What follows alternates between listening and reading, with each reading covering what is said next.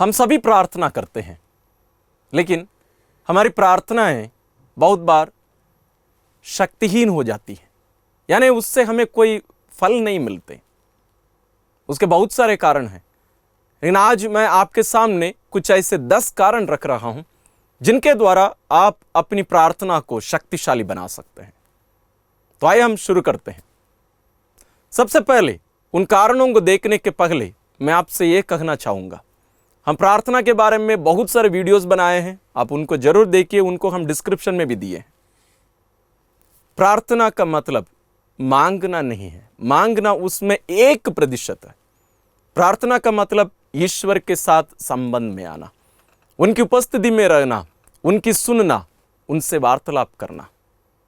और हम जो करते हैं वो थोड़ा सा ही है, लेकिन बहुत बार यह हो जाता है, हमें यह लगता है कि हम जो करते हैं वही प्रार्थना है। बिल्कुल नहीं, प्रार्थना में ईश्वर जो करते हैं वो ज्यादा महत्वपूर्ण है। जैसे हम कोई डॉक्टर के पास गए, हम क्या बोले डॉक्टर को वो उतना ज्यादा महत्वपूर्ण नहीं है। डॉक्टर जो जांच करके हमारे बीमारी का इलाज जो भी बताते हैं या जो करते हैं वो ज्यादा महत्वपूर्ण होते हैं।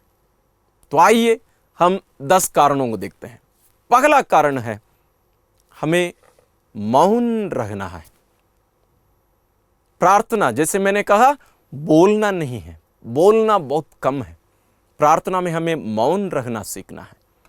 ये केवल बाहरी रूप में मौन रहना नहीं है, सबको टीवी मोबाइल ये सब बंद रखना केवल नहीं है, वो सब भी जरूरी है। उससे ज्यादा हमारे मन को, हमारे दिल को शांत रखना। इसलिए ईश्वर स्वयं कहते हैं, be still and know that I am God. हमें शोर मचाकर नहीं, शांत रहकर प्रार्थना करने सीखना है, सबसे पहला कारण। दूसरा कारण है, हमें हमारी प्रार्थना में अपना हृदय रखने की जरूरत है, अपनी भावनाओं को रखने की जरूरत है। हम कैथोलिक लोग विशेष रूप से बहुत सारी प्रार्थनाएं बोलते हैं, हम प्रार्थना करते कम है। हम बोलते हैं बहुत ज्यादा है, रोजरी बिंदी हो, मिस्सा बलिदान हुआ और कोई भी प्रार्थना हो, हम बोलते हैं, प्रार्थना करते नहीं है। इसलिए बहुत ज्यादा हम बोले नहीं, बल्कि हम जो भी बोलें उसमें हमारी भावनाएं रहे, हमारा हृदय उसमें रहे। तीसरा है, हमें उचित तैयारी करने की जरूरत है। हम सोचते हैं कि हम चले गए, बैठ गए, हम कुछ बोल दिया और उठ के आ गए। नहीं, कोई भी कार्य बिना तैयारी का असफल ही होगा, और प्रार्थना भी वैसे ही बिना तैयारी का यदि हम प्रार्थना के लिए गए, आप सोच लीजिए वो प्रार्थना सफल नहीं होगी। चौथा कारण है विश्वास।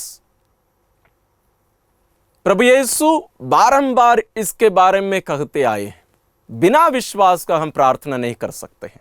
और प्रभु यीशु ये भी कहे हैं, तुम प्रार्थना में जो कुछ मांगे हो या मांगते हो, तुम विश्वास करो कि तुम्हें मिल गया है और तुम्हें वो मिल जाएगा।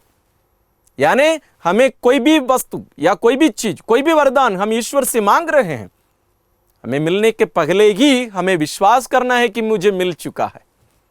यानी ये कोई भविष्य की बात नहीं, वर्तमान की बात।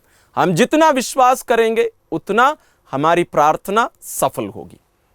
ये केवल कुछ मिलने के लिए नहीं, बल्कि ईश्वर की उपस्थिति में रहते समय में भी विश्वास होना चाहिए। विश्वास का मतलब वास्तव में ये प्रत्युत्तर है, इसलिए विश्वास अति आवश्यक है। और कोई भी प्रार्थना प्रारंभ होती और समाप्त होती विश्वास के साथ ही। बिना विश्वास का प्रार्थना असंभव है।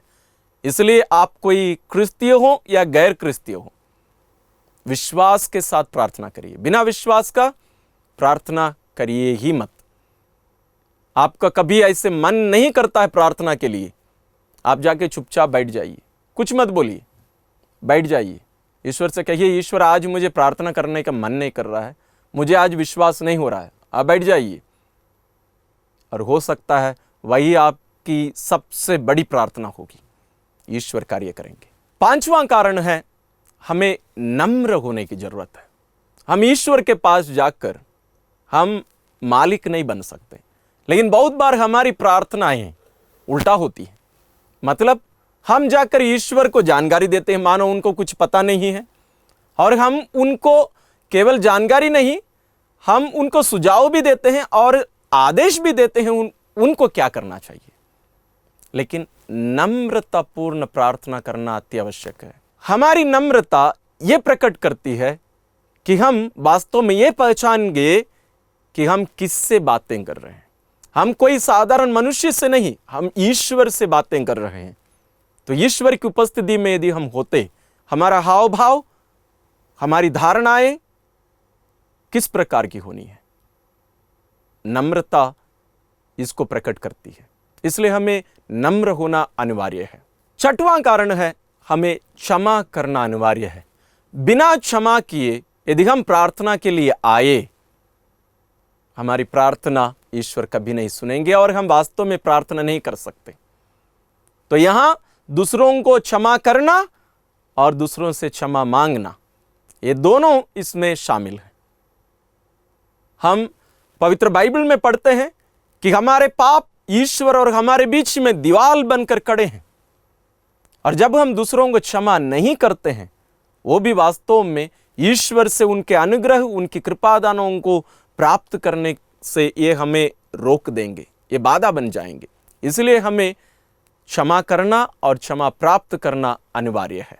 सातवां कारण है, हमें ईश्वर की इच्छा अनुसार प्रार्थना करने की जरूरत है, उनकी इच्छा अनुसार हमें मांगने की जरूरत है।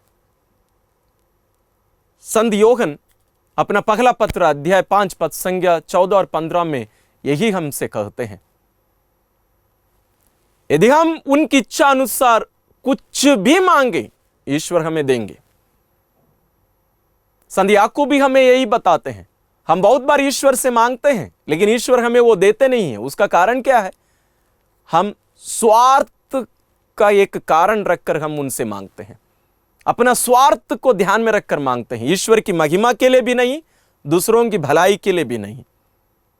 इसलिए हमारी बहुत सारी प्रार्थनाएं नहीं सुनी जाती है। इसलिए हम जब ईश्वर से कुछ मांगे, वो ईश्वर की इच्छा के अनुसार रहें, तब हमारी प्रार्थना सफल होगी।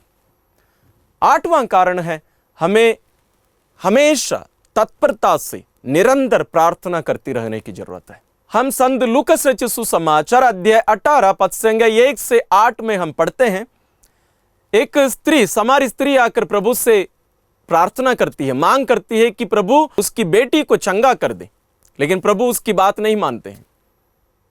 और उसी प्रकार हम और भी बहुत सारी घटनाओं को देख सकते हैं, जहां प्रभु यीशु हमें शिक्षा देते हैं, हमें निरंतर प्रार्थना करते रहने की जरूरत है।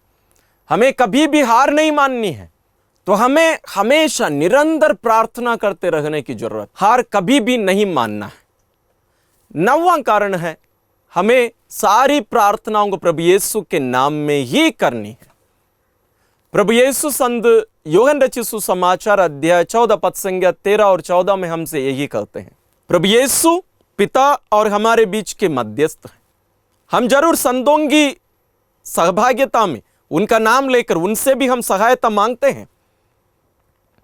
हम संतों से भी कहते हैं कि संत लोग भी हमारे लिए प्रार्थना करें, लेकिन सारी प्रार्थनाओं को हमें प्रभु यीशु के नाम में ही करनी है। इसलिए इस बात को भी ध्यान में रखिए। 10वां कारण है, और मैं ये सोचता हूं ये सबसे महत्वपूर्ण कारण है, हम ईश्वर की सुनना सीखें। प्रार्थना केवल बोलना नहीं है, मांगना नहीं है। प्रार्थना का सबसे महत्वपूर्ण भाग है सुनना।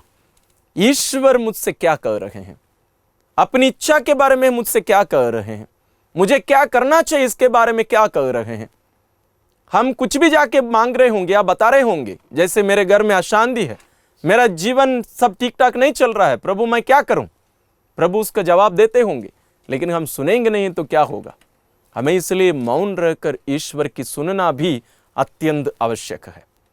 तो इस प्रकार 10 कारण हम आज देखे जो हमारी प्रार्थना को सफल बना सकते हैं, और इनके साथ साथ अन्य भी बहुत सारे कारण हैं। लेकिन यदि हम इन 10 कारणों को ध्यान में रखकर हमारी प्रार्थना को हम और सफल बनाएं, बेहतर बनाएं, तो जरूर हम हमारी आध्यात्मिक जीवन में, जिंदगी में हम आगे बढ़ते जाएंगे और ईश्वर की इच्छा अनुसार हम जी पाएंगे, जैसे मां मरियम अन्य संत लोग जी सके। ईश्वर आप सबों को विशेष आशीष और अनुग्रह प्रदान करें।